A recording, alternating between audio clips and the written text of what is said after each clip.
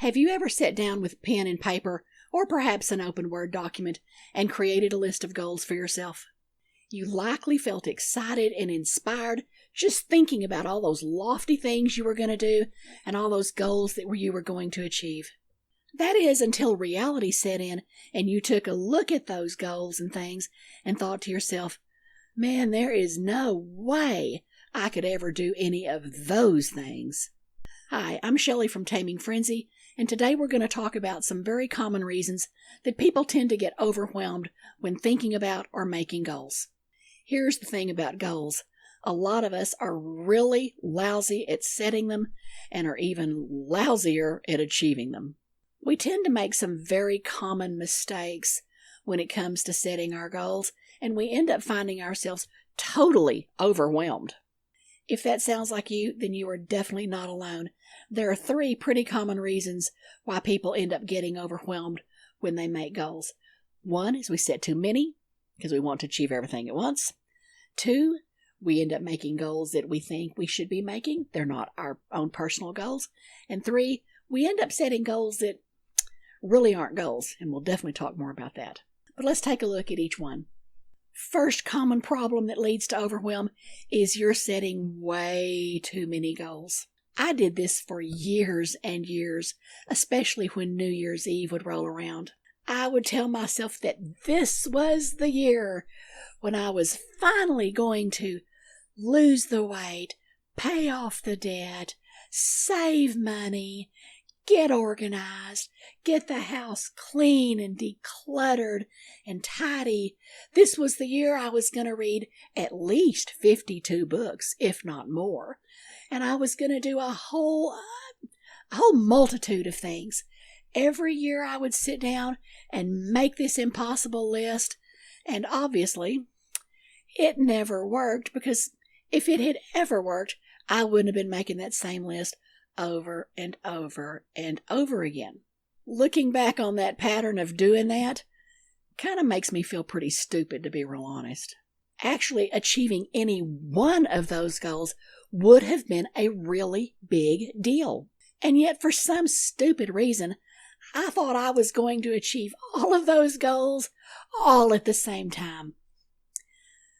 Pretty crazy, right? Because each of those goals was going to require a major, and I mean major, change in my personal behavior. And so far, I had never proven that I was able to make any of those changes, much less make a whole bunch of changes all at the same time. But for whatever reason, I had this feeling that I was going to somehow magically morph into a person who had different behaviors and different skills and different reactions and different habits, and that I would have a never-ending supply of willpower. So after way too many years of not reaching my goals, I took some time to study and try to figure out why. I finally learned a couple of things about myself. First thing is that I am not going to magically transform into someone different as much as I would like to. However, I can do little things that will set me up for success, because making small changes over time actually has a big impact. Because making those little changes over time does add up and helps you become someone different. And second is that willpower is overrated for me and for everybody else. You see, willpower is not some magical elixir or some spell that you can brew up that will keep you going and keep you making good decisions no matter how tired you might get or how long you've been doing something. Willpower can only take us so far, and that's because we're human. We get tired. We succumb to decision fatigue, and habits tend to take over despite our best intentions. So the remedy for this first problem of goal setting is to quit setting so darn many of them. Instead of trying to change your entire life at once, pick 1, maybe 2, maybe a third one, but that's stretching it. But definitely no more. Don't set that list of 20 goals and say, this is the year, or this is when I'm going to. Pick 1 or 2 or maybe 3 and work on those. After all, one goal that you achieve is better than 20 that you fail at. And in an upcoming video, I'm going to talk about the steps that it actually takes to achieve a goal, so make sure you're watching. The second reason that we tend to get overwhelmed with goals is we set goals a lot of times that are not personally meaningful to us. And this one is very common, especially for women. Often when we sit down to think about our life and to think about the things we want to change, and the things that we'd like to improve and the things we'd like to achieve, we end up with this cacophony of voices in our heads. And you know the ones I'm talking about. I'm talking about parents. I'm talking about church leaders, if that was part of your childhood. I'm talking about your teachers and significant other adults in your life. I'm talking about your spouse, your kids, your friends, your social circle, and all of those self-help authors that we've read. All of those voices end up in our head, and they all end up contributing when we start to set our goals. We hear those voices and we think, oh, I should set this goal. You've probably heard them called the shoulds. I certainly have. All of these voices end up weighing in on what should be your personal goals. Instead, you start making goals that other people think you should make. You probably have some of these yourself. You start thinking to yourself, well, I should get the house cleaned and organized. I should lose weight. I should manage our money better. I should cook every meal from scratch and serve more nutritious foods. And the first thing you know, you've got a list of goals that is what other people think you should be doing. It turns out, if it's a list of shoulds, then it's not a list that's personally meaningful to you. Those are not necessarily the same lists. And that's where the problem starts. You see, none of us are really motivated to work on a list of goals that come from a list of shoulds. We're probably not really motivated to work on a list of goals that comes out of guilt or that comes out of trying to fit in or to please other people. And in order to actually do the work that's required to achieve a goal, it requires that we be truly invested in that goal. It requires that we be totally committed to the outcome. Otherwise, we're just not going to be willing to do the work. The shoulds generally don't get you very far. And why would we want to put in the time and effort to work on goals that are someone else's goals for us? After all, achieving goals can be tough. It requires a lot of work. So that goal that you've set and that you're going to work on must be personally meaningful to you. And the third reason that a lot of us get overwhelmed with goals is we're setting goals that they're really not goals. I'm curious if you've ever made some goals that look like this. Organize the kitchen. Clean out the garage. Clean out the front flower bed and plant more flowers. Go through my closet and get rid of clothes that no longer fit or flatter. Plan the summer vacation.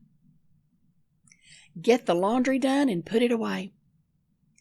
Gather information to take to the CPA. Now, if you want to call those goals, it's okay. There's nothing really wrong with it. The goals police are not going to come knocking on your door and scold you for making that kind of a list. But here's the thing. Those really aren't goals. They really are tasks or projects if they're multi-step.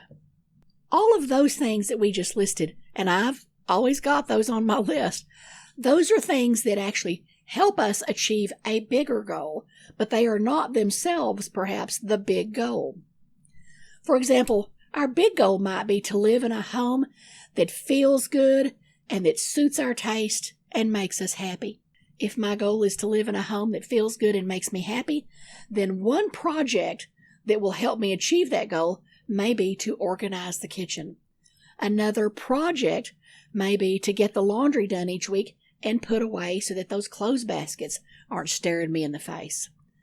Another project may be to get out in the yard and clean out that flower bed and plant some new flowers so that I feel good when I drive up to the house and see the pretty color. And that's where, once you've set your big goal, Then you set your projects and you work through and complete your projects one at a time until you get to the point where you realize, gee, I'm getting to that point where my house feels good. I'm happy being here. I'm proud of it. All of those things come from completing the smaller projects that lead to the bigger goal. Often our goals are big enough that they can't just be achieved in a single step. They generally will require a project or a series of projects that require multiple steps to achieve them, to move us closer to that reality. So if you want to stop being overwhelmed by goals, quit making so many and only make goals that are personally meaningful and important to you. Now, if you want to go ahead while you're writing goals and write down a series of a bunch of goals, that's okay. But then make a very conscious decision on which one or two or three tops you're going to work on now, and put all those other goals away somewhere. Tuck them in a notebook, tuck them on a Word doc, put them someplace where you can come back to them later, but right now, make a conscious decision of which specific ones you're going to work on. Don't even think about those others right now.